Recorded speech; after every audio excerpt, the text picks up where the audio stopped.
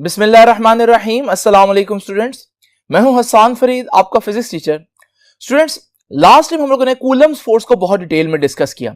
अभी तक हम ये जान चुके हैं कि चार्जेस एक दूसरे पर फोर्स लगाते हैं, लेकिन ये फोर्स जो है बाकी फोर्सेस से जो नॉर्मल रूटीन में है किस तरह से डिफरेंट होती है और क्यों डिफरेंट होती है, ये हम जानेंगे आज के लेक्चर में।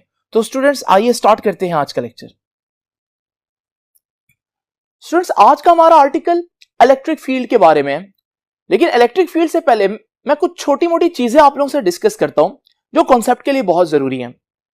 अगर हम रूटीन में देखें, जब हम चीजों पर फोर्स लगते हुए देखते हैं तो हम ये देखते हैं कि उन ऑब्जेक्ट्स में फोर्स लगाने के लिए एक कांटेक्ट होना बहुत जरूरी है, उनका एक दूसरे को टच करना जरूरी है, अदरवाइज वो फोर्स नहीं एक्सर्ट कर सकते। फॉर एग्जाम्पल, अगर मैं एक नेल को, एक कील को दीवार के अंदर पुश करना चाहता हूं तो डेफिनेटली मैं हैमर यूज करूंगा, लेकिन ये नेल जो है ये तब तक दीवार के अंदर नहीं जाएगा जब तक हैमर इसको फिजिकली आकर हिट ना करे, तब जाकर फोर्स एक्सर्ट होगी। इसका मतलब फोर्स को एक्सर्ट करने के लिए हैमर और उस नेल का यानी कि कील का एक फिजिकल कांटेक्ट होना जरूरी है। ऐसी फोर्सेस जिनमें जब तक बॉडीज आपस में फिजिकली कांटेक्ट में ना आए तब तक फोर्स ना लगे, या दूसरे अल्फाज में फोर्स लगने के लिए बॉडीज का फिजिकली कांटेक्ट में आना जरूरी है, ऐसी फोर्सेस को बोलते हैं कांटेक्ट फोर्सेस। डेली बेसिस पर जब हम देखते हैं ज्यादातर फोर्सेस हमें यही नजर आती हैं और हम यही समझते हैं कि शायद फोर्सेस बस कांटेक्ट फोर्सेस ही होती हैं। लेकिन स्टूडेंट्स, मैं आपका दूसरी तरफ भी ध्यान दिलाता चलूं, आपको मालूम है अगर एक ऑब्जेक्ट जो है वो जमीन से कुछ बुलंदी पर मौजूद है, आपको पता है कि इस वक्त ऑब्जेक्ट जमीन के साथ कांटेक्ट में नहीं है, जमीन उसको टच नहीं कर रही, लेकिन अगर इस ऑब्जेक्ट को छोड़ा जाए फिर भी आप देखेंगे जमीन इसको अपनी तरफ खींच लेगी। इसका मतलब ये अभी जमीन को टच नहीं कर रहा था, फिर भी जमीन इसको किसी तरह से अट्रैक्ट करने के काबिल है, जमीन की फोर्स उस तक पहुंच रही है हालांकि जमीन उसके साथ कांटेक्ट में नहीं है। ऐसी फोर्स को बोलते हैं नॉन कांटेक्ट फोर्स, यानी कि ग्रेविटी का आप पर फोर्स लगाने के लिए आपका ग्रेविटी के साथ कांटेक्ट में होना जरूरी नहीं है, आप दूर भी होंगे फिर भी ग्रेविटी आपको अट्रैक्ट कर लेगी।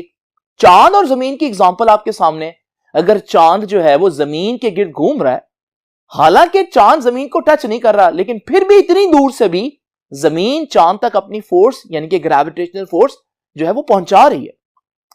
और इसकी एग्जांपल अगर हम देखें तो बचपन में आप लोगों ने देखा होगा कि अगर हमारे पास दो मैग्नेट्स हो और आप एक मैग्नेट को दूसरे मैग्नेट के नॉर्थ के करीब लेकर आए, तो आप देखेंगे अभी मैग्नेट्स ने एक दूसरे को टच नहीं किया होता कि दूसरा मैग्नेट जो है वो फोर्स को पहले ही फील कर लेता है।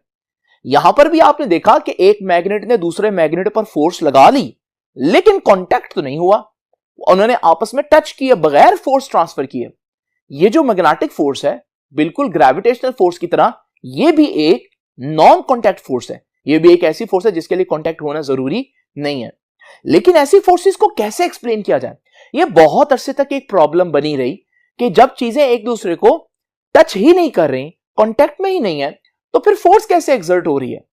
तो इसका फिर आइडिया इन लोगों ने इस तरह से लगाया कि आप इमेजिन करें कि जमीन के गिर्द एक फील्ड होता है, एक जगह होती है जहां ग्रेविटी जो है वो मौजूद होती है।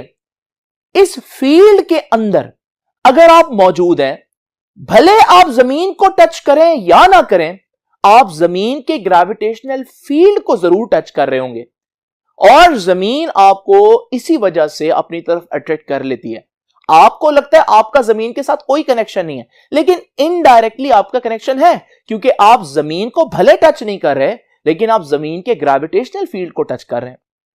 बिल्कुल इसी तरह से याद रखिएगा स्टूडेंट्स, जब हम कहते हैं एक मैग्नेट दूसरे मैग्नेट को दूर से ही फोर्स लगा रहा है, तो हम समझते हैं कि वो बिल्कुल एक दूसरे के साथ कांटेक्ट में नहीं है, बजाहिर लग भी ऐसा रहा है, लेकिन मैग्नेट्स के गिर्द भी एक इनविजिबल फील्ड होता है जिसको हम मैग्नेटिक फील्ड कहते हैं। और जब हमारे पास मैग्नेट्स एक दूसरे को फोर्स लगाते हैं तो वो फील्ड एक दूसरे के साथ कांटेक्ट में आते हैं। तो क्योंकि फील्ड हमें नजर नहीं आते इसलिए हम समझते हैं किसी किस्म का कोई कांटेक्ट नहीं है, लेकिन अगर आप उनके गिर्द एक फील्ड इमेजिन करें तो फिर आपको पता चलेगा कि फोर्स लगाने के लिए फील्ड्स एक दूसरे के साथ कांटेक्ट में आने चाहिए, ना कि बॉडीज। अब जरा देखिए, ये तो होगी पुरानी कुछ बातें। हम इस चीज को क्यों डिस्कस कर रहे हैं? क्योंकि हम प्रीवियस लेक्चर में कूलम्स फोर्स को पढ़ के आए।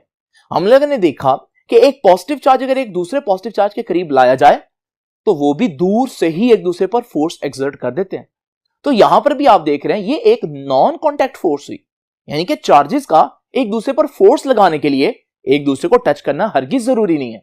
लेकिन फिर ये कैसे एक दूसरे पर फोर्स लगा सकते हैं विदाउट टचिंग ईच अदर? तो उसकी एक्सप्लेनेशन भी बिल्कुल वैसे ही देंगे कि चार्जेस के गिर्द भी इसका मतलब कोई एक फील्ड एग्जिस्ट करता है जो हमें दिखाई नहीं देता।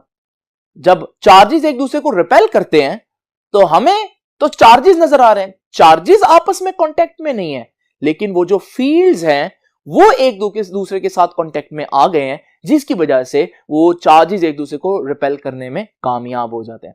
तो स्टूडेंट्स, यानी कि हम यहां पर भी वही ग्रेविटी वाला सॉल्यूशन, वही मैग्नेट्स वाला सॉल्यूशन अप्लाई करेंगे और हम कहेंगे कि हर चार्ज के गिर्द एक फील्ड होता है, एक ऐसी जगह होती है जिसके अंदर अगर कोई दूसरा चार्ज आ जाए तो उसको रिपल्शन या अट्रैक्शन का सामना करना पड़ेगा, चाहे वो चार्ज को टच हो या ना हो। फील्ड में आ जाए तो वो फोर्स का सामना करना पड़ेगा उसको। तो स्टूडेंट्स, ये है इलेक्ट्रिक फील्ड। जिस तरह ग्रेविटेशनल फील्ड है मैसेस के गिर्द, मैग्नेटिक फील्ड है मैग्नेट्स के गिर्द, बिल्कुल इस तरह से जो चार्ज के गिर्द जो फील्ड होती है उसे हम बोलते हैं इलेक्ट्रिक फील्ड। तो आइए जरा देखते हैं इसकी डेफिनेशन फिर किस तरह से करेंगे हम। तो what is an electric field? An electric field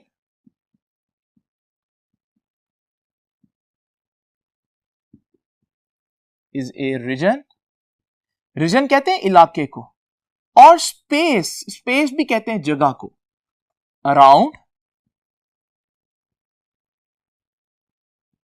an electric charge. यानी कि आसान अल्फाज में मैंने क्या लिखा? इलेक्ट्रिक फील्ड एक जगह होती है किसी भी चार्ज के गिर्द। लेकिन कैसी जगह होती है? ऐसी जगह जिसके अंदर कोई दूसरा चार्ज आए तो उसको अट्रैक्शन या रिपल्शन का सामना करना पड़ेगा। तो याद रखिएगा, an electric field is an region और space around an electric charge in which, अगर उसके अंदर आ जाए, इन विच another charge can feel the effect of that charge। अगर आप किसी भी चार्ज के फील्ड में एंटर हो जाते हैं तो आप उसका असर महसूस करेंगे। कैसा असर महसूस करेंगे? या तो अट्रैक्शन या रिपल्शन। सेम चार्जेस हैं तो रिपल्शन होगी, ऑपोजिट चार्जेस है तो अट्रैक्शन होगी। ये चीजें तो हम पहले पढ़ चुके हैं। तो याद रखिएगा, effect of that charge in the form of, किस शक्ल में? In the form of electrostatic force of attraction और रिपल्शन। ये है हमारे पास इलेक्ट्रिक फील्ड की definition. Now students, electric field जो है, ये कॉन्सेप्ट जो है, ये किसने दिया था? चार्जेस के केस में ये कॉन्सेप्ट माइकल फैराडे ने दिया था। याद रखिएगा, ग्रेविटी के केस में ये किसी और ने दिया था, न्यूटन ने दिया था। तो इसी तरह से चार्जेस के केस में किसने कहा था कि चार्जेस के गिर्द एक फील्ड होता है, कि इनविजिबल फील्ड होता है जिसको हम नहीं देख पाते? ये बात कही थी माइकल फैराडे ने, और ये आपकी बुक ने यहां पर मेंशन भी किया। तो मैं इसको नहीं लिख रहा, बस आप लोगों ने याद रखना है कि ये माइकल फैराडे का कॉन्सेप्ट था। स्टूडेंट्स, मैं यहां पर डिस्कस करूंगा अब आप लोगों के साथ इस इलेक्ट्रिक फील्ड की कुछ बहुत इंपॉर्टेंट प्रॉपर्टीज जो आप लोगों ने हमेशा जहन में रखनी है। अब वो क्या प्रॉपर्टीज हैं? उनमें से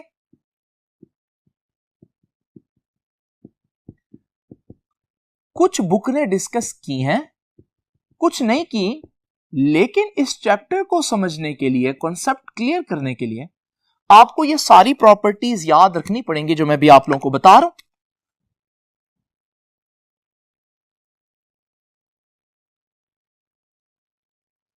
तो स्टूडेंट्स, देखते हैं कि वो कौन सी प्रॉपर्टीज हैं। पहली प्रॉपर्टी डिस्कस करते हैं। देखिए, माइकल फैराडे ने यह तो बता दिया कि जब भी कोई चार्ज होगा उसके गिर्द एक फील्ड होगा, मगर अगर आप उससे यह पूछें कि ये फील्ड क्यों होगा, एक चार्ज अपने गिर्द एक फील्ड क्यों क्रिएट करता है।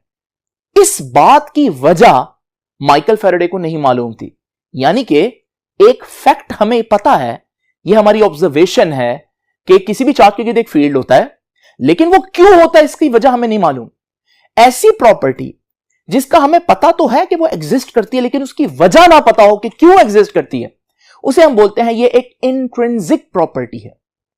इंट्रिंसिक प्रॉपर्टी है कि बस आपने ये मान लिया है कि ये प्रॉपर्टी एग्जिस्ट करती है, लेकिन आपको वजह नहीं पता। बिल्कुल जैसे ग्रेविटेशनल फील्ड एक इंट्रिंसिक प्रॉपर्टी है, यानी हर मैस दूसरे मैस को अट्रैक्ट करेगा, न्यूटन ने बोला, लेकिन क्यों करेगा, इसकी क्या वजह है। बस ये कायनात में उनके बिहेवियर में अल्लाह ताला ने पहले ही लिख दिया था।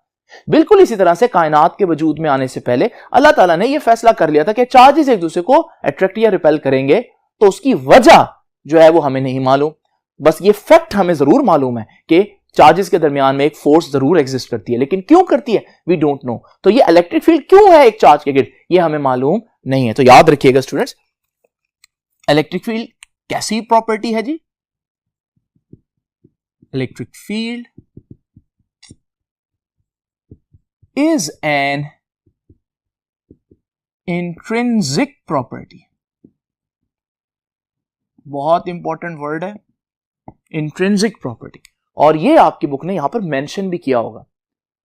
नाउ स्टूडेंट्स, ये तो हो गया कि इलेक्ट्रिक फील्ड क्यों है, तो हमें नहीं मालूम इलेक्ट्रिक फील्ड क्यों है, हमने उसको इंट्रिंसिक प्रॉपर्टी कह दी कि हर चार्ज की बस अल्लाह ताला ने एक प्रॉपर्टी रख दिया है इस कायनात में, उसका एक बिहेवियर है जिसमें उसने इलेक्ट्रिक फील्ड जनरेट करना है, हमें मालूम नहीं है कि वो क्यों जनरेट करता है। तो स्टूडेंट्स, नेक्स्ट प्रॉपर्टी अब क्या है,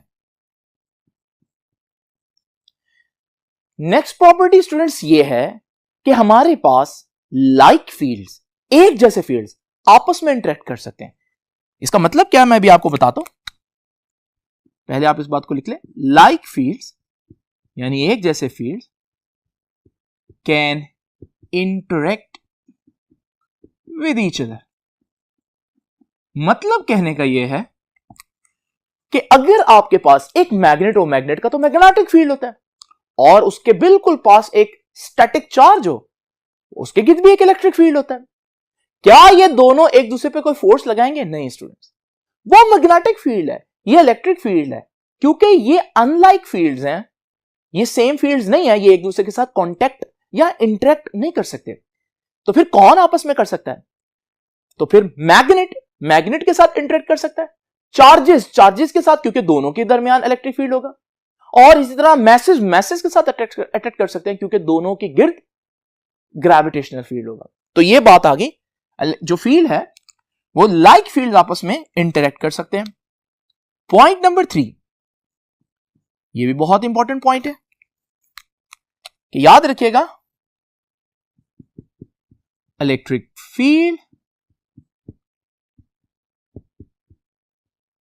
is a 3D region और स्पेस। ये एक 3 डायमेंशनल कॉन्सेप्ट है स्टूडेंट्स, यानी कि चार्ज के गिर्द ये तीनों डायरेक्शंस में मौजूद होता है फील्ड। यानी कि अगर मेरे पास ये एक चार्ज है, मैं इसके गिर्द अक्सर आपको फील्ड इस तरह से बनाकर दिखाऊंगा, ये इसका फील्ड है, लेकिन इस फील्ड को अगर हम यहां पर देखें तो ये सर्कल नजर आ रहा है, लेकिन दर हकीकत स्टूडेंट्स अगर आप इसको 3 डायमेंशनली देखें तो आपको पता चलेगा ये तीनों एक्सिस में मौजूद है, यानी कि एक्स एक्सिस में भी है, वाई एक्सिस में भी और जेड एक्सिस में भी। तो ये जो सर्कल नजर आता है दर हकीकत ये एक स्फीयर है अगर आप इसको घुमाकर देखें, यानी कि चार्ज के गिर्द ये जो फील्ड है ये हर डायरेक्शन में मौजूद होता है, हर डायरेक्शन में प्रोड्यूस किया जाता है चार्ज की तरफ से। उसके बाद स्टूडेंट्स नेक्स्ट पॉइंट मैं बता दूं, लेकिन उससे पहले फिर बता दूं कि ये 3D जो है, किसी भी चीज जो 3D होती है उसको व्हाइट बोर्ड के ऊपर बनाया नहीं जा सकता, क्योंकि व्हाइट बोर्ड तो खुद एक 2D प्लेन है। इस वजह से अक्सर आप लोगों को जब इलेक्ट्रिक फील्ड बनाकर दिखाऊंगा तो वो सर्कल बनाऊंगा, लेकिन उससे मतलब मेरा सर्कल नहीं होगा, क्योंकि अगर आप वैसे देखेंगे 3D में तो वो एक स्फीयर होगा। तो ये 3D कॉन्सेप्ट है। अब नेक्स्ट कॉन्सेप्ट हमारे पास क्या है, याद रखिएगा, electric field never ends. Electric field कहीं खत्म नहीं होता। आप कहेंगे सर अभी आपने ये चार्ज बनाया और इसके गिर्द ये इलेक्ट्रिक फील्ड बनाया, तो ये जो आप हाईलाइट कर रहे हैं ये इलेक्ट्रिक फील्ड की बाउंड्री नहीं है। स्टूडेंट्स याद रखिएगा, क्योंकि मेरे पास लिमिटेड स्पेस है तो मुझे तो उसको कहीं ना कहीं खत्म करना है, लेकिन रियलिटी में अगर आप देखेंगे तो ये बाउंड्री कहीं भी एग्जिस्ट नहीं करती। फील्ड जो है वो इनफाइनाइट डिस्टेंस तक भी आपको मिलेगा। वो और बात है उसकी पावर या उसकी इंटेंसिटी उतनी ना हो, वो उसका मैं अभी डिस्कस करूंगा नेक्स्ट पॉइंट में, लेकिन ये याद रखिएगा कि ये जो फील्ड है ये इनफाइनाइट डिस्टेंस तक एग्जिस्ट करता है। यानी अगर कोई पूछे कि कहां फील्ड जीरो होगा, कहां फील्ड खत्म होगा, तो आप बताएंगे जहां डिस्टेंस इंफिनिटी हो जाएगा। मतलब यह है कि ये फील्ड कहीं भी खत्म नहीं होगा। हो सकता है इतना कम हो जाए कि आपको फील ना हो, वो अलग बात है, लेकिन एग्जिस्ट जरूर करता है ये। तो याद रखिएगा इलेक्ट्रिक फील्ड नेवर एंड्स, इसकी कोई बाउंड्रीज नहीं होती। और लास्ट पॉइंट जो कि बहुत अहमियत का हामिल है और लेक्चर को मजीद आगे लेकर चलेंगे इसी पॉइंट से, वो पॉइंट क्या कहता है स्टूडेंट्स? वो पॉइंट ये कहता है स्टूडेंट्स कि इलेक्ट्रिक फील्ड जो है वो किसी चार्ज के गिर्द एग्जिस्ट करता है, चाहे उसके करीब कोई और चार्ज हो या ना हो।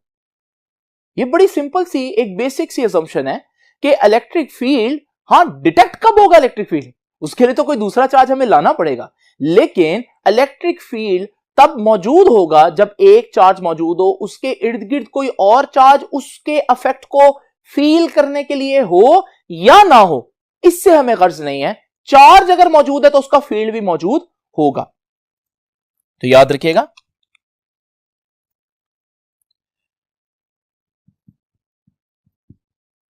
Electric field around a charge always present, चाहे whether other charges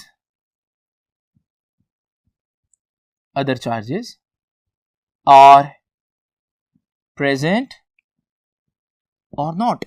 याद रखिएगा एक अकेला चार्ज भी अगर मौजूद है तो उसके गिर्द फील्ड होगा, चाहे दूसरे चार्जेस हैं या नहीं। लेकिन आपको मालूम है अगर हमने उसके फील्ड को डिटेक्ट करना है तो फील्ड को डिटेक्ट जो है वो कोई और चार्ज आकर ही करेगा, कोई और चार्ज आकर ही बताएगा ना कि भाई इसके गिर्द फील्ड है, क्योंकि जब मैं इसके पास आया तो मुझे फोर्स लगी। तो डिटेक्शन के लिए दूसरा चार्ज होना जरूरी है, लेकिन एग्जिस्टेंस के लिए सिर्फ एक चार्ज भी हो तो उसका फील्ड मौजूद होगा।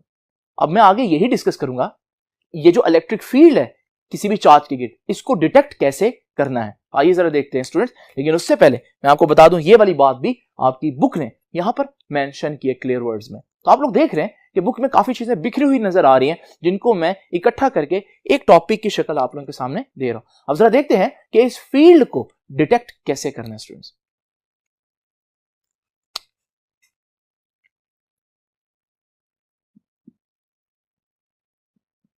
How to detect an electric field।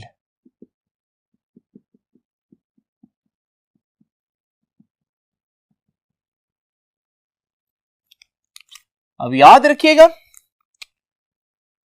जैसे कि मैंने बताया कि इलेक्ट्रिक फील्ड तब तक डिटेक्ट नहीं होगा जब तक कि कोई और चार्ज आप उसके करीब लेकर ना जाएं। जब आप कोई और चार्ज लेकर जाएंगे तो उसकी मौजूदगी में या तो उसको अट्रैक्शन या रिपल्शन का सामना करना पड़ेगा, और इसी फोर्स की वजह से आप अंदाजा लगाएंगे कि भाई यहां कोई इलेक्ट्रिक फील्ड है। तो याद रखिएगा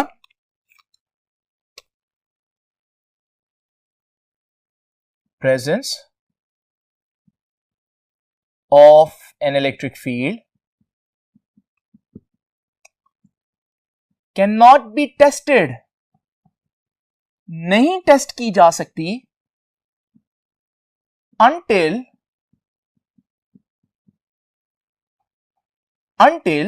another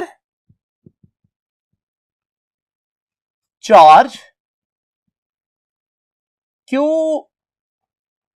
नॉट यहां कह रहा हूं, क्यों कह रहा हूं क्योंकि ये टेस्ट चार्ज है। अब ये क्या होता है मैं भी थोड़ी देर में एक्सप्लेन करूंगा, फिलहाल आप इसको लिख लें। तो याद रखिएगा with an until another charge Q naught is placed near to that charge, वो जिसका फील्ड आपने फाइंड आउट करना है उस चार्ज को मैं यहां पर क्यू कह रहा हूं, कैपिटल क्यू कह देता हूं ताकि दोनों में थोड़ा फर्क रहे। तो ये देखें दो चार्जेस हैं, एक चार्ज वो चार्ज है जिसका फील्ड आपने डिटेक्ट करना है, और ये जो दूसरा चार्ज है ये वो चार्ज है जिसकी मदद से उसका फील्ड डिटेक्ट करना है, क्योंकि इसको करीब लेकर आएंगे, जब इस पर फोर्स लगेगी तो ये बताएगा कि भाई यहां कोई फील्ड है। नाउ स्टूडेंट्स याद रखिएगा, ये चार्ज जो है Q, सपोज करें मैं इसको ऐसे बना देता हूं, ये प्लस Q चार्ज है, और इस चार्ज के गिर्द एक फील्ड होगा जो कि मैं यहां पर ऐसे बना देता हूं।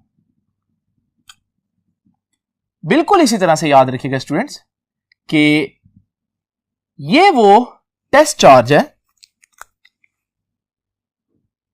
Q0। जब मैं इसको इसके करीब लेकर आऊंगा, इसकी फील्ड के अंदर लेकर आऊंगा, तो इस पर एक फोर्स लगेगी, और याद रखिएगा जब मैं इसको यहां लेकर आऊंगा तो ये फोर्स उसको वापस जाने को कहेगी, यानी कि ये फोर्स रिपल्शन की फोर्स है। इस तरह से हमें पता चल जाएगा कि यहां कोई फील्ड है। लेकिन स्टूडेंट जरा तवज्जो कीजिएगा, ये इस पर जो फोर्स लगाएगा ना, या इनका आपस में जो इंटरेक्शन है, वो दो स्टेप्स में कंप्लीट होता है। वो जरा स्टेप्स नोट कर लीजिए, ये दो स्टेप्स क्या कहते हैं, याद रखिएगा। फर्स्ट स्टेप में क्या होगा, ये चार्ज फील्ड प्रोड्यूस करेगा, तो charge Q will produce an electric field around it। यानी कि आप इसको यूं समझें कि अगर यहां पर कुछ भी मौजूद नहीं है और अचानक से चार्ज आता है, चार्ज का वजूद आएगा जैसे ही, तो फौरन ही उसके गिर्द एक फील्ड बनना शुरू हो जाएगा, और फिर ये फील्ड जो है वो हमारे पास उस चार्ज के साथ इंटरेक्ट करके उस पर फोर्स लगाएगा। तो दूसरे स्टेप में आप देखेंगे कि जो दूसरा चार्ज है, चार्ज Q0, इसके छोटा सा ओ डालते हैं यहां पर, charge Q0 will interact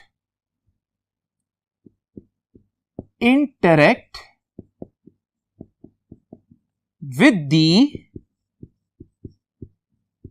field of charge Q।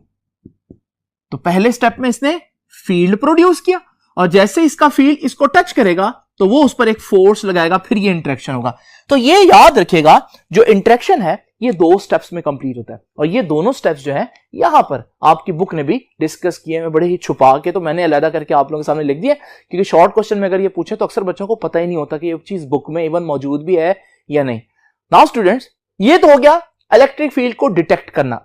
अब हम इलेक्ट्रिक फील्ड को मेजर करेंगे।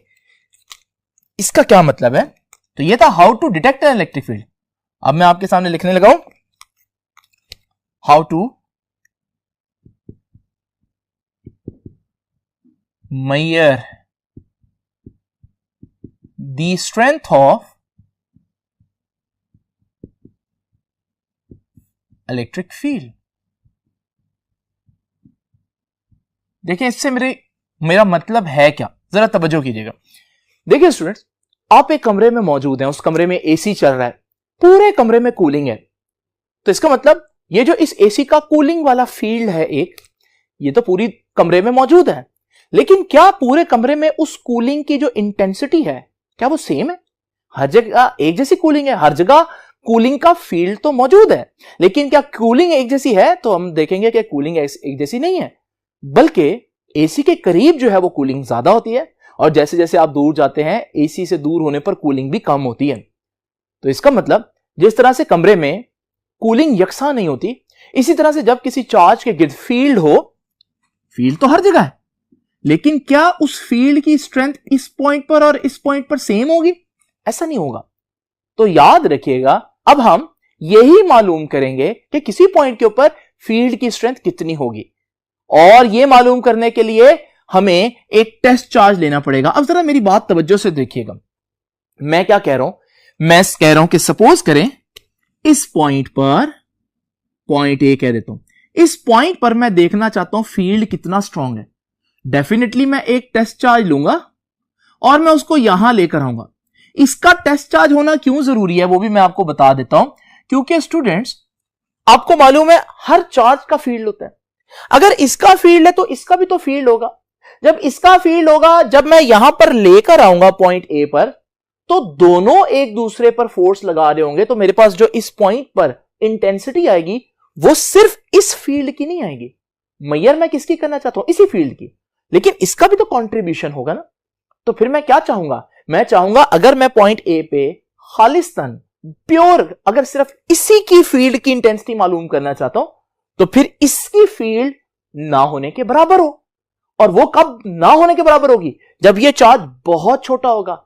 इसलिए इस चार्ज को हम टेस्ट चार्ज कहते हैं और क्यू नॉट से रिप्रेजेंट करते हैं। ये इतना छोटा होता है कि इसकी अपनी फील्ड ना होने के बराबर होती है। तो स्टूडेंट्स, अब कैसे मैं मालूम करूंगा कि कहां पर फील्ड की इंटेंसिटी कितनी ज्यादा है या कम है, स्ट्रेंथ कैसे मालूम करूंगा? बड़ा सिंपल तरीका है। अगर आपको मालूम है एक चार्ज है और उसके गिर्द जो है वो इलेक्ट्रिक फील्ड है, और मैं पॉइंट ए पर मालूम करना चाहता हूं कि यहां पर इलेक्ट्रिक फील्ड जो है मौजूद तो है लेकिन कितनी स्ट्रेंथ होगी, मैं यहां पर एक चार्ज लेकर आऊंगा, टेस्ट चार्ज। और जैसे ही मैं इस टेस्ट चार्ज को छोड़ूंगा, मैं देखूंगा इस पर कितनी फोर्स लगेगी।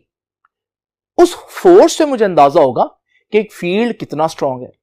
और अगर मैं पॉइंट बी पर फाइंड आउट करना चाहता हूं यहां फील्ड कितना स्ट्रांग है, तो मैं यहां पर भी एक टेस्ट चार्ज रखूंगा और मैं देखूंगा टेस्ट चार्ज को जब मैं छोड़ूंगा तो उस पर कितनी फोर्स लगेगी, और मैं उससे अंदाजा लगाऊंगा कि यहां फील्ड कितना स्ट्रांग है। तो इसका मतलब इलेक्ट्रिक फील्ड की इंटेंसिटी कैसे फाइंड आउट की जा सकती है? अब ये इलेक्ट्रिक फील्ड नहीं है, अब जो मैं आर्टिकल पढ़ा रहा हूं वो इलेक्ट्रिक फील्ड इंटेंसिटी का कॉन्सेप्ट रखता है। तो इलेक्ट्रिक फील्ड इंटेंसिटी क्या होती है, स्ट्रेंथ क्या होती है, याद रखिएगा, it is defined as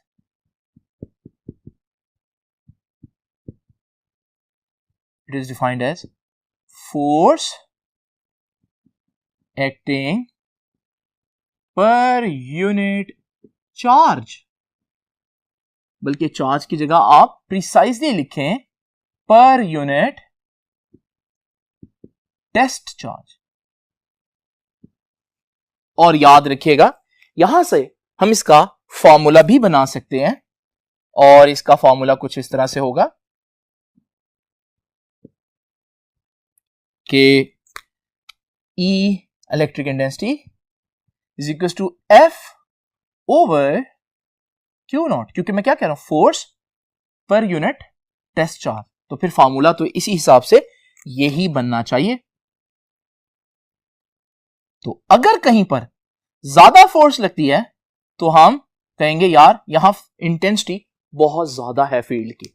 now students जरा तवज्जो कीजिए, यहां से हम यूनिट भी फाइंड आउट कर सकते हैं इसका। आइए जरा देखते हैं यूनिट क्या है। आपको मालूम है फोर्स का यूनिट क्या होता है? फोर्स का यूनिट होता है न्यूटन। नीचे है चार्ज, चार्ज का यूनिट क्या होता है? कूलम। पहले दिन मैंने आपको चार्ज के बारे में काफी इंट्रोडक्शन दिया था। तो यहां से इसका यूनिट फिर क्या बन गया? न्यूटन पर कूलम। याद रखिएगा स्टूडेंट्स, ये है इस इलेक्ट्रिक इंटेंसिटी का यूनिट। अगर मैं गौर से देखूं तो मुझे इस फॉर्मूला के अंदर फोर्स नजर आ रही है, और हम जानते हैं फोर्स एक वेक्टर क्वांटिटी है, चार्ज एक स्केलर क्वांटिटी है। वेक्टर को स्केलर से डिवाइड करें तो आंसर भी वेक्टर आता है, यानी कि इलेक्ट्रिक इंटेंसिटी फिर कैसी क्वांटिटी हुई? इलेक्ट्रिक इंटेंसिटी एक वेक्टर क्वांटिटी होती है। तो याद रखिएगा स्टूडेंट्स,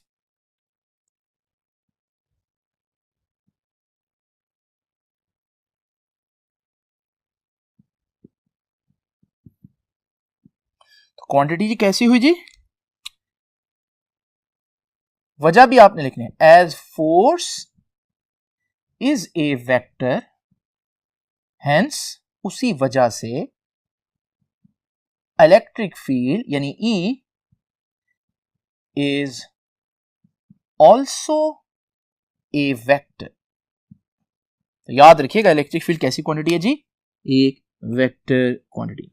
नाउ स्टूडेंट्स, अगर ये वेक्टर क्वांटिटी है, हर वेक्टर में एक खास बात होती है और वो क्या होती है, डायरेक्शन। तो अगर इलेक्ट्रिक फील्ड एक वेक्टर क्वांटिटी है, इलेक्ट्रिक फील्ड इंटेंसिटी एक वेक्टर क्वांटिटी है, तो इसकी भी कोई ना कोई डायरेक्शन तो होगी। याद रखिएगा स्टूडेंट्स।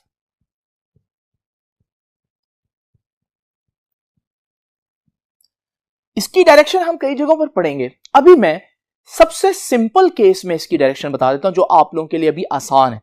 वैसे इसकी बहुत से केसेस बन सकते हैं क्योंकि आपके पास चार्जेस दोनों पॉजिटिव भी हो सकते हैं, दोनों नेगेटिव भी हो सकते हैं, एक पॉजिटिव और एक नेगेटिव भी हो सकता है। लेकिन याद रखिएगा, एक पॉजिटिव चार्ज अगर हो और एक नेगेटिव चार्ज हो तो इलेक्ट्रिक इंटेंसिटी कहां होगी, याद रखिएगा पॉजिटिव से नेगेटिव चार्ज की तरफ होगी। तो यानी कि इसकी डायरेक्शन यूजुअली क्या होती है जनरल केसेस में, पॉजिटिव चार्ज से नेगेटिव चार्ज की तरफ। और स्टूडेंट्स, ये बात आपको देखने को मिलेगी जब आप कैपेसिटर पढ़ेंगे। आपने 10th में भी पढ़ा कि कैपेसिटर की एक प्लेट पर पॉजिटिव चार्ज और दूसरी प्लेट पर नेगेटिव चार्ज होता है। तो कैपेसिटर की प्लेट के दरमियान इलेक्ट्रिक फील्ड की जो इंटेंसिटी है उसकी डायरेक्शन कहां होगी, यही रूल जो मैंने आपको बताया कि पॉजिटिव से नेगेटिव की तरफ। तो ये है इलेक्ट्रिक इंटेंसिटी का वेक्टर एक कैपेसिटर की प्लेट के अंदर। नाउ स्टूडेंट्स, याद रखिएगा इसकी डायरेक्शन जो है फिलहाल मैं लिख देता हूं।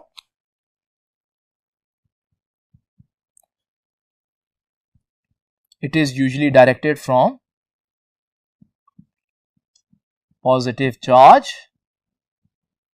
एक पॉजिटिव चार्ज से टूवर्ड्स अ नेगेटिव चार्ज, एक पॉजिटिव चार्ज से नेगेटिव चार्ज की तरफ जो है वो इसकी डायरेक्शन होगी। आम केसेस में अगर दोनों पॉजिटिव चार्जेस हो तो फिर क्या होगा, अगर दोनों नेगेटिव चार्जेस हो तो फिर क्या होगा, एक बड़ा और एक छोटा चार्ज हो तो क्या होगा। ये सारी चीजें जो है वो बाद के डिस्कस करने वाली हैं। अभी मैंने आपको एक सिंपल डायरेक्शन बता दी ताकि आपको थोड़ा आइडिया हो कि इलेक्ट्रिक इंटेंसिटी को वेक्टर के तौर पर आपने कैसे इमेजिन करना है। नाउ स्टूडेंट्स, जरा तवज्जो कीजिएगा। अब मैं इस फॉर्मूले को थोड़ा सा मजीद आगे लेकर चलूंगा। तो ये फॉर्मूला जरा ध्यान से देखिए, मैं देता हूं नेक्स्ट हेडिंग, तो देखते हैं उसमें अब हम लोग क्या सीखेंगे।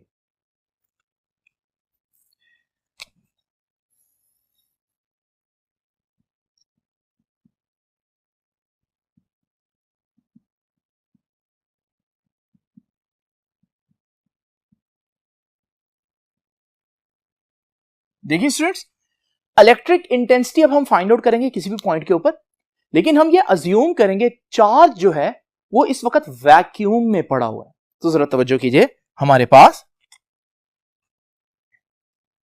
ये तो हम फार्मूला पढ़ चुके हैं कि E is to F over Q, लेकिन क्यू नॉट। लेकिन आपको मालूम है मैं वैक्यूम की बात करूं तो इधर फोर्स कौन सी आएगी, इधर आएगी फोर्स वैक्यूम वाली फोर्स।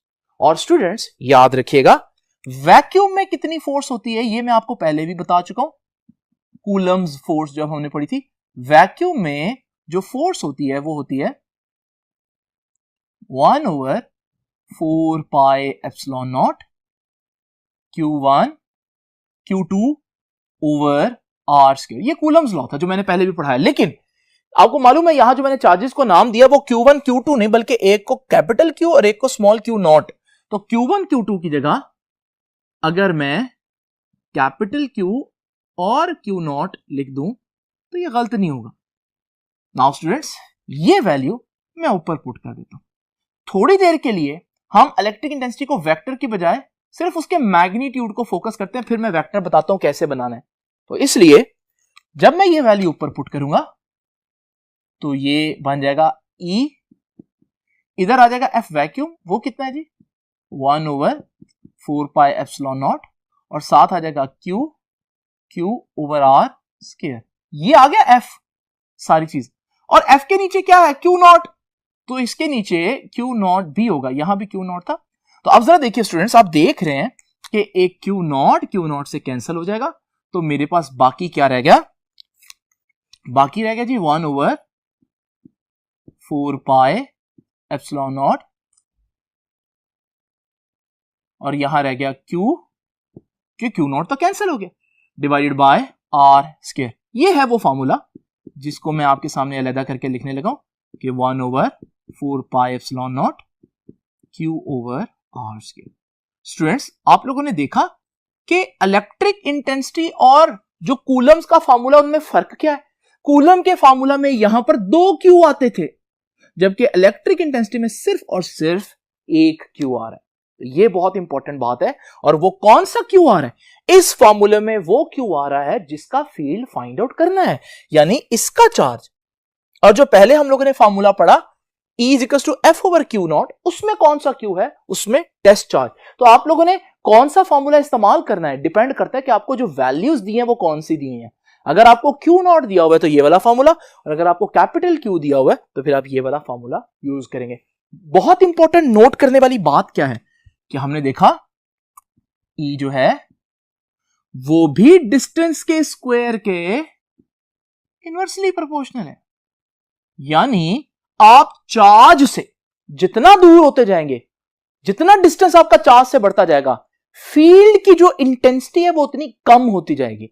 आप देखते हैं यूजुअली यही ट्रेंड हमें दिखने को मिलता है कि जब आप किसी सोर्स से दूर जाते हैं तो उसकी फील्ड जो है वो वीक होती जाती है। ग्रेविटी में भी देखा, मैग्नेट से भी दूर जाए तो उसका मैग्नेटिक फील्ड वीक होता है। बिल्कुल ऐसे ट्रेंड आपको यहां पर मिल रहा है कि इलेक्ट्रिक फील्ड का जो डिस्टेंस के साथ रिलेशन है वो एक इनवर्स रिलेशन है और स्क्वायर के साथ आ रहा है। यानी कि अगर किसी पॉइंट पर इलेक्ट्रिक इंटेंसिटी की कुछ वैल्यू है और मैं उससे डबल दूर जाकर चेक करूंगा तो इलेक्ट्रिक इंटेंसिटी की वैल्यू आधी नहीं मिलेगी बल्कि 4 गुना कम मिलेगी। यानी कि अगर आप डिस्टेंस डबल कर दें तो इलेक्ट्रिक इंटेंसिटी 4 गुना कम हो जाएगी। तो स्टूडेंट्स ये बातें आपने एमसीक्यू के लिए याद रखनी है।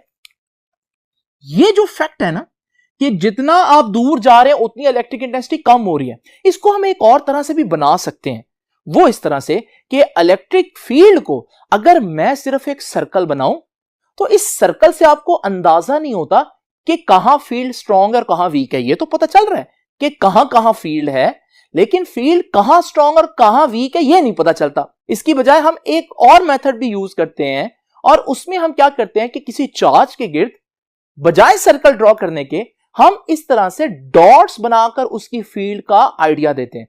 और डॉट्स जहां ज्यादा होंगे उससे यह भी पता चल जाएगा कि यहां फील्ड ज्यादा स्ट्रांग है, और जहां डॉट की डेंसिटी कम हो रही है, कम डॉट्स आ रहे हैं पर यूनिट एरिया, इसका मतलब है कि वहां जो है हमारे पास फील्ड की इंटेंसिटी काफी कम हो गई है। तो सर्कल की बजाय ये मेथड जो है वो थोड़ा सा मुश्किल तो है क्योंकि इतने डॉट्स ड्रॉ करना मुश्किल है, लेकिन ये ज्यादा एक्यूरेट है क्योंकि सर्कल में सिर्फ ये पता चलता है कि फील्ड है, जबकि इस डॉट डेंसिटी मेथड में आपको यह भी पता चल सकता है कि फील्ड स्ट्रांग है या वीक है। आपकी बुक ने यही मेथड यहां पर डिस्कस भी किया हुआ स्टूडेंट्स, तो याद रखिएगा ये डॉट बनाकर जो है उसकी डेंसिटी के जरिए, डॉट की डेंसिटीज के जरिए हम बताते हैं कि फील्ड स्ट्रांग है या वीक है। स्टूडेंट्स एक और इंपॉर्टेंट बात, ये तो था इलेक्ट्रिक इंटेंसिटी इन वैक्यूम, ये फॉर्मूला देख लीजिए ध्यान से। अब मैं डिस्कस करूंगा इलेक्ट्रिक इंटेंसिटी इन मीडियम या डाइइलेक्ट्रिक या इंसुलेटर भी कह सकते हैं। देखिए इसका मतलब मैं अभी आपको समझाता हूं। अभी तक आप लोगों ने इमेजिन किया कि एक चार्ज जो है उस चार्ज को हम लोगों ने वैक्यूम में रखा था, लेकिन अब मैं उस चार्ज को किसी मीडियम में रखूंगा। अब आपको मालूम है मैं अब यहां पर लंबी चौड़ी बात नहीं करूंगा क्योंकि मैं ये सारी चीज सिखा चुका हूं। जब आपने मीडियम की बात करनी है तो याद रखिएगा आपने एप्सिलॉन नॉट के साथ एप्सिलॉन आर भी लिख देना है और फिर साथ बाकी फार्मूला एज इट इज, वो ऊपर वाला फार्मूला लिखा है, लेकिन एप्सिलॉन नॉट की जगह एप्सिलॉन आर लिखा है। इस पे मैंने बहुत डिटेल में डिस्कस किया है कि इसे हम क्या बोलते हैं, रिलेटिव परमिटिविटी। Relative permittivity. अब ये एप्सिलॉन आर जो है ये डिफरेंट चीजों की डिफरेंट वैल्यूज होती हैं इसकी। मिसाल के तौर पर ये आपको टेबल जो नजर आ रहा है ये आपकी बुक में दिया हुआ है और इसमें डिफरेंट चीजों की रिलेटिव परमिटिविटी की वैल्यू दी हुई है। जस्ट इमेजिन करें यहां पर पैराफिन पेपर आपको नजर आएगा। ये जो पैराफिन पेपर है इसकी एप्सिलॉन आर की वैल्यू देख रहे हैं 2 है। अब इसका मतलब क्या है, इसका मतलब है कि अगर पैराफिन पेपर मौजूद हो तो उसी पॉइंट पर इलेक्ट्रिक इंटेंसिटी की वैल्यू हाफ हो जाएगी। तो स्टूडेंट्स याद रखिएगा, जितनी इसकी वैल्यू होगी उतने गुना इलेक्ट्रिक फील्ड उस पॉइंट पर कम हो जाएगा। तो स्टूडेंट्स ये है हमारे पास फॉर्मूला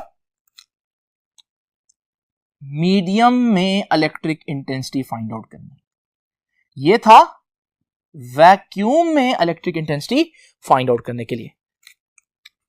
और याद रखिएगा जी, हमारे पास यहां पर कुछ चीज मैं आपको यहां पर अलहदा बता देता हूं, बुक में इसका जिक्र नहीं है। देखिए, अगर मैं इस एप्सिलॉन आर को थोड़ी देर के लिए भूल जाऊं, मिटा दूं, तो बाकी जो चीज रह गई है 1/4 पे epsilon nought Q over R square, वो तो यही ऊपर वाली चीज है। यानी कि मैं लिख सकता हूं कि इस तरफ है ई मीडियम और इस एप्सिलॉन आर के अलावा बाकी सारी चीज बन रही है ई वैक्यूम।